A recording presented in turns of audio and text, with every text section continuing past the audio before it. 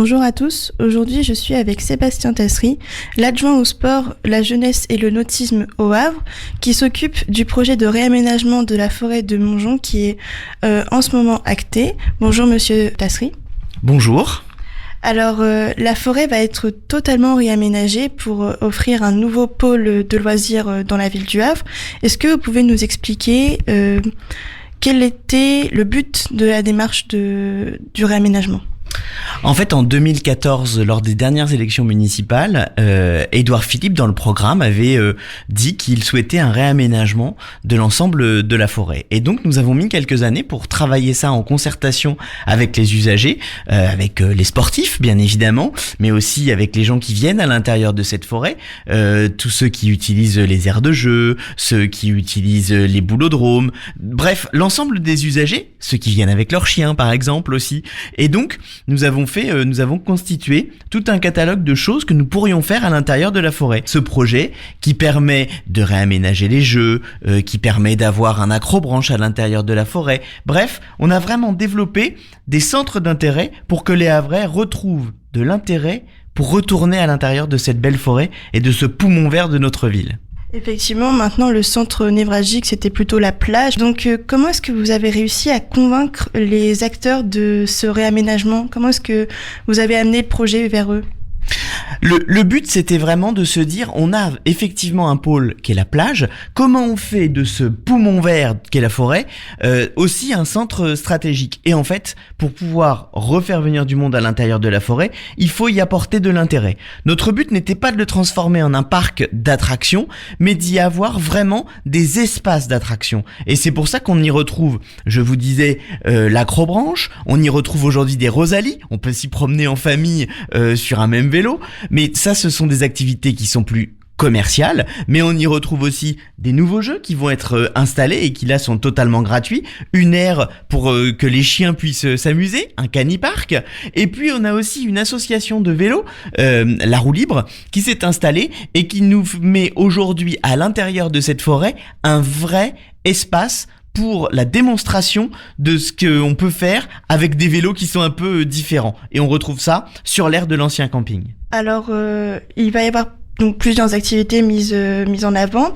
En ce moment, il y a un parcours possible à la forêt. Est-ce que vous pouvez nous expliquer tout ce qui va être mis en place à la suite de ce petit parcours pour l'été ?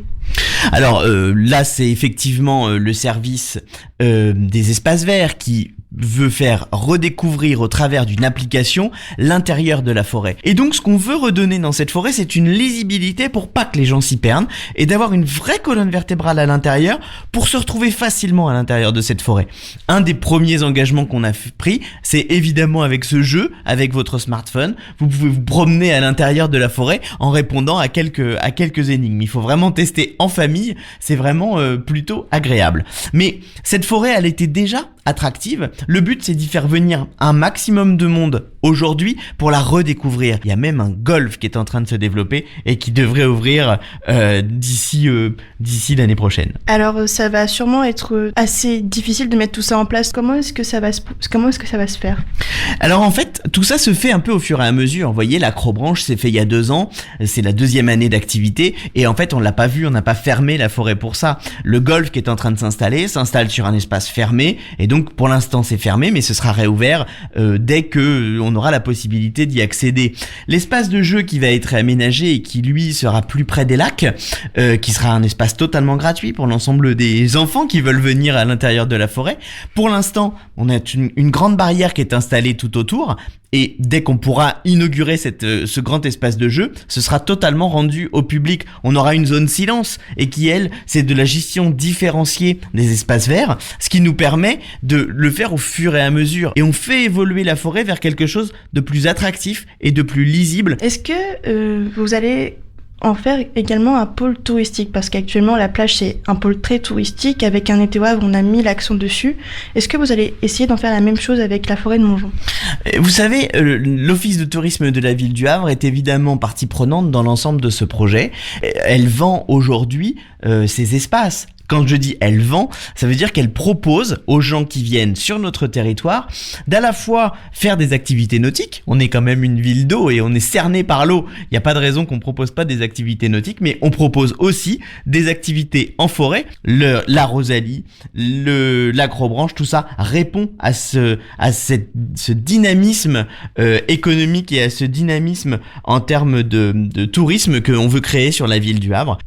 Merci beaucoup pour vos réponses et donc je rappelle, la forêt est réaménagée, les activités vont arriver au fur et à mesure dans la forêt, vous pourrez en profiter en famille, dans des pôles et donc on a hâte de découvrir la nouvelle forêt de Montjon, totalement réaménagée et en pôle central de la ville haute.